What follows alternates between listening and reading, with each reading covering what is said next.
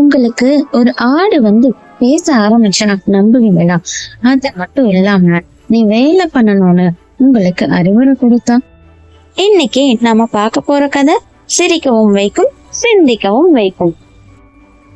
அனைவருக்கும் வணக்கம். கதபம் சேனலுக்கு உங்களை வரவேற்கிறேன். ஒரு கிராமம். அந்த கிராமத்துல ஒரு விவசாயி இருந்தாரு. அவர் பேரு மோகன். ஆனா மோகன் வேலை செய்யறவங்க லிஸ்ட்ல கடைசியா கூட இல்லை.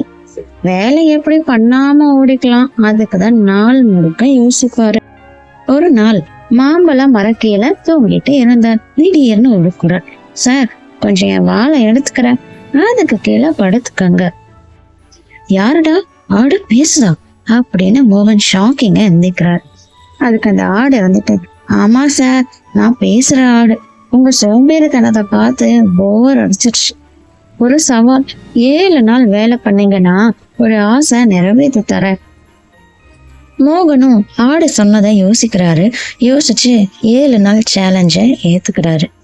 அப்படிதாங்க மோகன் முறையா வேலை செய்யவே ஆரம்பிச்சாரு. முதல் நாள் வயலை சுத்தம் பண்ணினாரு. ஒவ்வொரு புதிரையும் ஆத்திரமா பிடுங்கி எறிகிறாரு. 2வது நாள் பழைய கொட்டகைய சரி பண்ண ஆரம்பிக்கிறாரு. 3வது நாள் மாட்டு சாணியில உரம் தயாரிக்கிறாரு.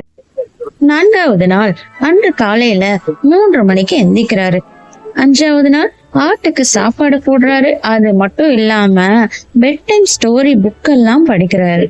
6வது நாள் புதுசா விதைக்கிறாரு. 7வது நாள் நல்லா நீர் பாய்ச்சி பார்வை செய்யறாரு. பொழுது சாயிற நேரத்துல ஆடு வந்து மோகன் கிட்ட, சொல்லுங்க மோகனே, என்ன ஆசை அப்படின்னு கேக்குது. அதுக்கு மோகன் ஒரு தானியங்கி மிஷின் வேணும்னு கேக்குறாரு. மோகன் கேட்ட மாதிரியே அந்த ஆடும் அவர் கேட்ட மாதிரி ஒரு ரோபோவை மோகனுக்கு கொடுத்துருச்சு. இனிமே எல்லாம் ஈஸி லைஃப் தான் அப்படின்னு மோகன் சந்தோஷமா இருக்கிறாரு.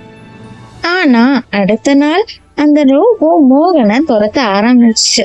நீங்க தான் என் மாஸ்டர், வேலை நான் சரியா பாக்குறேன்னு நீங்க தான் கண்காணிப்பு செய்யணும் அப்படின்னு அந்த ரோபோ சொல்லுச்சு. இந்த ரோபோ வேலைய விட மோகனை தான் வேட்டையாட ஆரம்பிச்சிச்சு. 3 நாள்ல மோகன் ஓடி வந்து கோட்டு கிட்ட கேக்குறாரு, தயவு செஞ்சு இதை காலி பண்ணுங்கன்னு. ரோபோ மாயாஜாலம் எதுவாக இருந்தாலும் உன் பொறுப்பு தான் அப்படின்னு அந்த ஆடு சொல்லிருச்சுங்க. சிம்பிளா இருக்க வேண்டாம்னு யாருமே சொல்லல. ஆனா ஷார்ட்கட்டுக்கெல்லாம் நேர்மையா வேலை கொடுக்கணும், அதுதான் வாழ்க்கை அப்படின்னு அந்த ஆடு மோகனுக்கு அட்வைஸ் பண்ணுது. இந்த கதை பிடிச்சிருந்தா ஒரு லைக் பண்ணுங்க, கமெண்ட் பண்ணுங்க, சப்ஸ்கிரைபும் பண்ணுங்க. அடுத்த கதையில் சந்திப்போம்.